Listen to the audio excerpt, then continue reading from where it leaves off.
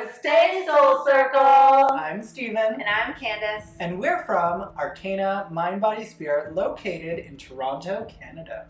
On today's video, we are discussing the myth behind Persephone and Demeter. Oh boy, buckle up. Being a maiden calls upon the energies of fresh new beginnings, manifesting beauty, love, but also strength from within and independence. These particular goddesses also have a strong connection to nature and animals. So let's get earthed, reveling in this beautiful, strong, devoted, and pure energy as we dive into our favorite goddesses associated with the crescent moon. Be sure to hit like and subscribe and that little notification bell to be sure that you don't miss any of our other videos this month as we dive into the origins and the energy streams of prominent female power consciousness from all different pantheons of belief. You can find the one that resonates the most with you and integrate them into your work. Let's goddess!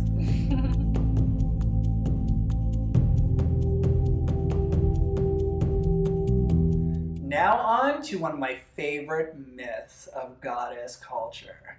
This is Persephone and Demeter. Now, goddess Persephone, also known in Greek mythology as the queen of the underworld and wife of Hades, is actually a maiden goddess archetype representing the growth of spring. The story goes that Persephone was one day happily frolicking in the flowers with her nymph companions when she was taken by Hades to the underworld to be his bride. Ooh. Her mother, Demeter, searched everywhere for her daughter with the help of fellow goddess Hecate, who we talked about last week. They did this with torches in hand. Demeter came to know that Zeus, Persephone's father, consented and conspired in their daughter Persephone's abduction. Justly, Demeter was pissed, and she refused to allow any growth of fruit take place on earth until her daughter was returned.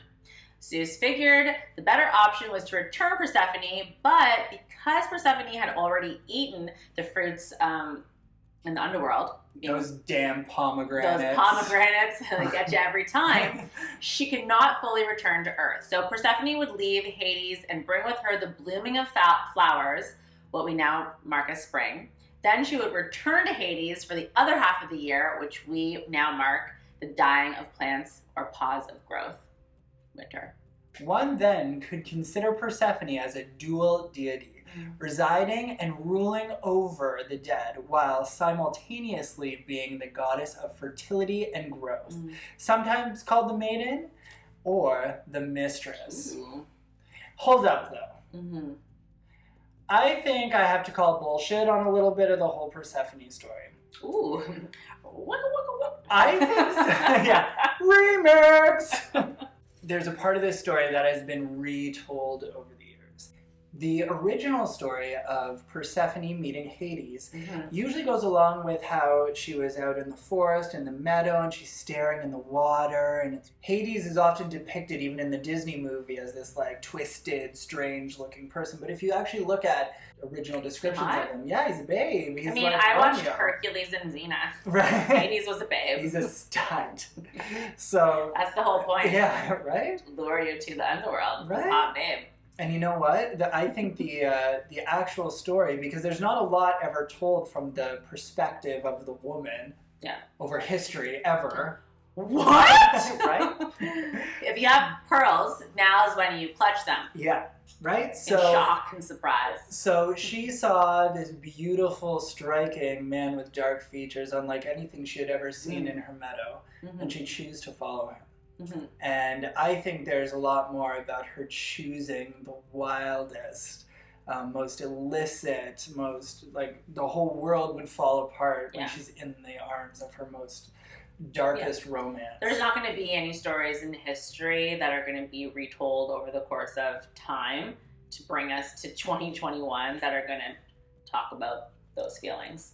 A woman making a choice. Or a woman, a woman feeling anything besides whatever the author wants her to feel for their agenda. Yeah.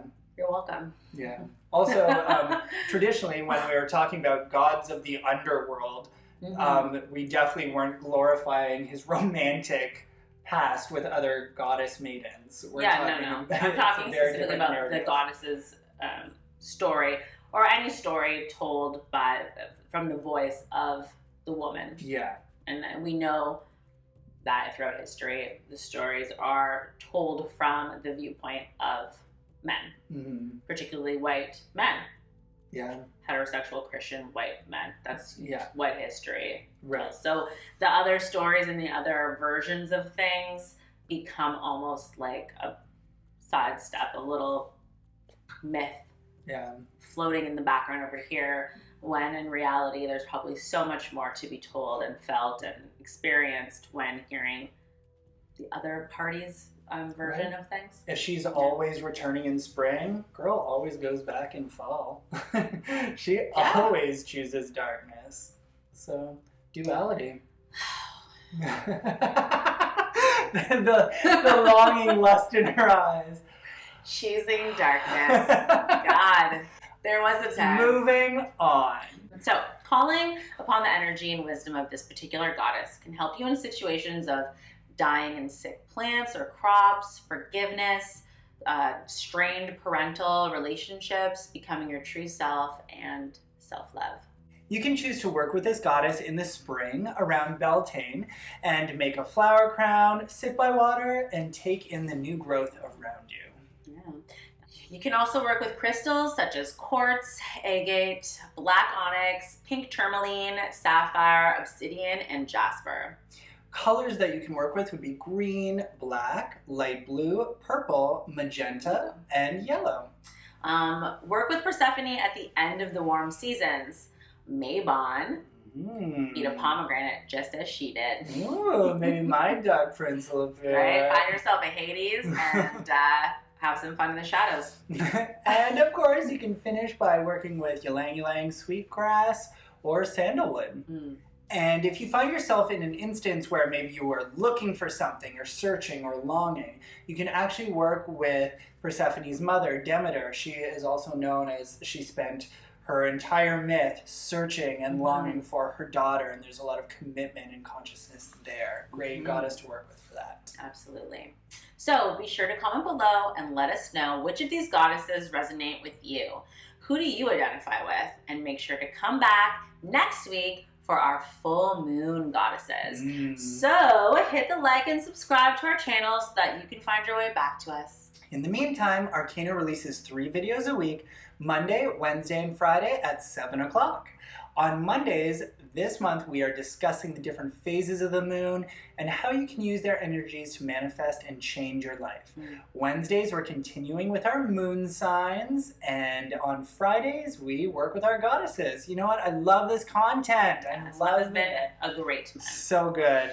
So, many blessings. See you next episode. Much love. Namaste, Soul Circle.